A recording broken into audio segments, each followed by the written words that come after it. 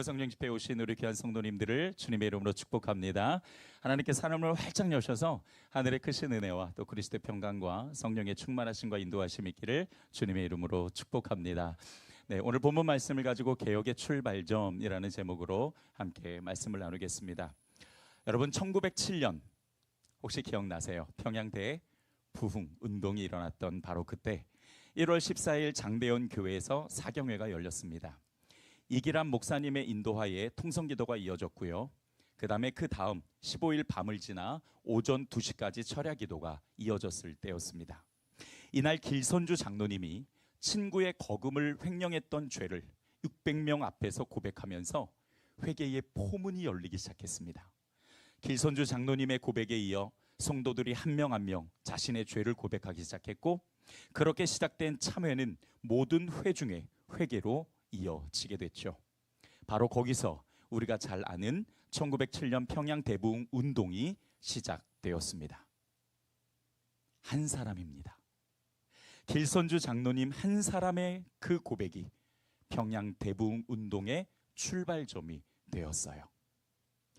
여러분, 부흥이라는 것은 갑자기 어디서 사람들이 몰려오는 게 아닙니다. 부흥은 말씀 앞에 엎드려 자신의 죄를 고백하는 바로 그 회개로부터 시작되는 것입니다. 부흥은 사람이 느는 게 아니라 예수 그리스도를 닮아가는 그리스도인이 느는 것이죠. 부흥은 건물이 세워지는 것이 아니라 사람이 세워지는 것입니다. 이스라엘 사람들이 이방 나라 사람들과 통혼하면서 하나님 앞에 큰 죄를 저질렀습니다. 문제는 사람들을 올바른 길로 이끌어야 될 영적 지도자들이 오히려 더 앞장서서 죄를 저질렀다라는 사실이죠. 거룩해야 될 사람들이 하나님의 말씀을 버리고 거룩함을 상실하면서 이스라엘 공동체는 영적으로 무너지게 되었습니다. 그 모습을 본 에스라는 속옷과 겉옷을 찢고 수염과 머리털을 뜯으면서 한탄스러워했죠. 그러면서 성전 앞에 엎드려 회개 기도를 시작했습니다. 에스라가 성전 앞에서 울며 회개하고 참회하며 기도할 때 이스라엘의 많은 남녀와 아이들이 에스라 주위에 모이기 시작합니다. 그리고 그들도 에스라와 같이 성전에 엎드려 참회하고 회개하며 기도하기 시작합니다. 순식간에 회개 운동이 일어난 거죠. 여러분, 거룩한 공동체는 어떻게 세워지는 걸까요? 이번 성전 프로젝트를 통해서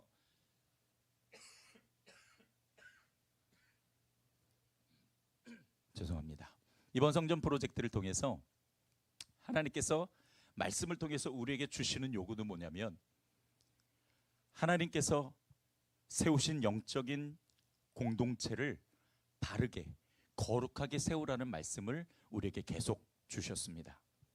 그 거룩한 공동체는 도대체 어떻게 세워지는 걸까?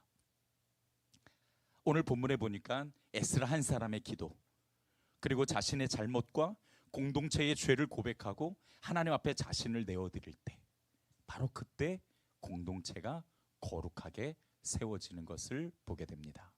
그리고 또 하나, 회개는 자신의 잘못을 고백하는 것으로 끝나는 게 아니라 잘못된 일을 고치는 것이죠. 오늘 본문에 보면 스가냐라는 사람이 나와요.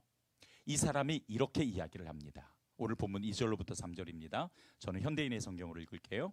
우리가 이방 여자들과 결혼하여 우리 하나님께 범죄하였으나 아직도 이스라엘에는 희망이 있습니다. 이제 우리가 우리 하나님 앞에서 서약을 하고 이 이방 여자들과 그들의 자녀들을 쫓아내도록 합시다. 스가냐의 말에 제사장과 레위인 지도자들과 또 거기에 모인 이스라엘 사람들이 스가냐의 제의에 따르겠다라고 맹세를 해요. 그러니까 이 거룩한 공동체가 말씀을 잃어버리고, 그리고 거룩함을 잃어버린 거는 하나님께서 금지하신 다른 나라 이방 사람들과 통혼했기 때문인데, 이제 에스라부터 시작해서 이 민족이 성전 앞에 엎드려 참회하고 기도하면서 바로 거기에서 부흥이 일어나고, 그 회개 운동이 이 사람들에게 있어서 그냥 잘못했어요로 끝나는 것이 아니라 자기의 잘못된 행동을 이제 하나님 앞에 고치고 버리겠다라고 맹세하게 된 겁니다. 자, 그런데 여러분 생각해 보세요. 이 이방 여인들이 누굽니까? 아내이고 며느리였어요. 이방 여인뿐만 아니라 자식들과 손주들도 다 쫓아냅니다. 여러분 같으면 하실 수 있겠어요? 저 아무리 생각해도 못하겠더라고요. 그래도 내 아내고 이방인이어도 내 며느리인데 그 사람들을 갑자기 쫓아낸다라는 게 이게 너무 쉽지 않은 일인 겁니다. 그런 생각이 들 정도로 이 사람들은 매우 단호하게 며느리와 아내들 그리고 이방 사람들을 쫓아냅니다.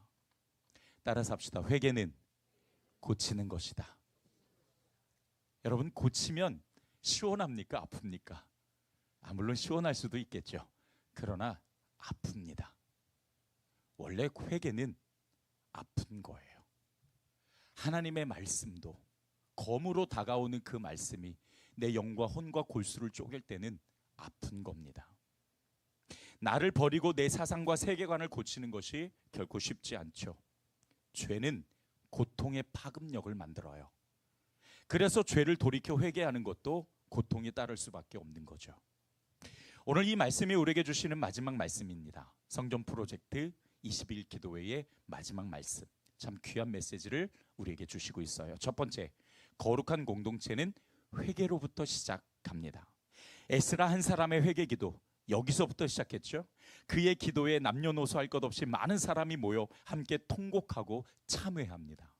앞서 말씀드린 1907년 평양 대부흥도 길선주 장로님 한 사람의 회개부터 시작한 거예요. 교회의 부흥도, 그리고 거룩한 공동체가 되는 것도 바로 한 사람으로부터 시작하는 겁니다. 그 한 사람이 바르게 말씀으로 세워지고, 그 한 사람이 말씀에 굴복하고, 그 한 사람이 하나님 앞에 회개하며 엎드릴 때에 비로소 부흥과 그리고 회개의 역사, 그리고 하나님의 놀라운 은혜의 큰 물결은 만들어지게 되는 것이죠.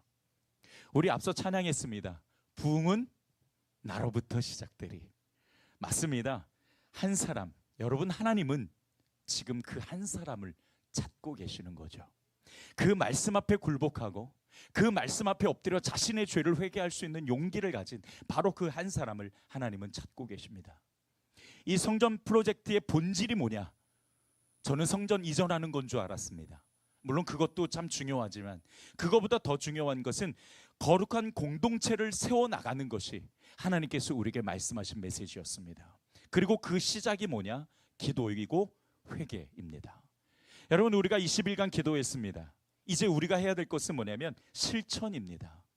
따라서 합시다. 용서를 실천하고, 사랑을 실천하고, 존중과 인정을 실천하며 거룩한 공동체로 세워가자.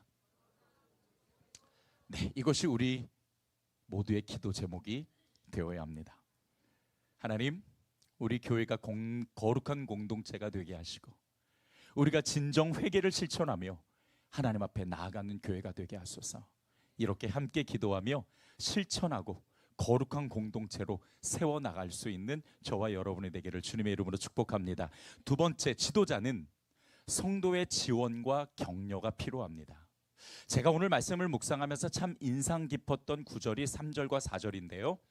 제가 현대인의 성경으로 3절 하반절부터 4절을 읽을게요. 우리는, 이제 스가냐가 이야기하는 거예요. 우리는 하나님의 명령을 두려워하는 사람들과 하나님의 말씀을 경외하는 사람들이죠. 당신의 지시에 따르겠습니다. 자, 일어나십시오. 스가냐가 에스라에게 이야기하는 겁니다. 자, 일어나십시오. 이것은 당신이 해야 될 일입니다. 우리가 당신을 힘껏 지원할 테니 용기를 가지고 이 일을 실행하십시오라고 말씀하십니다.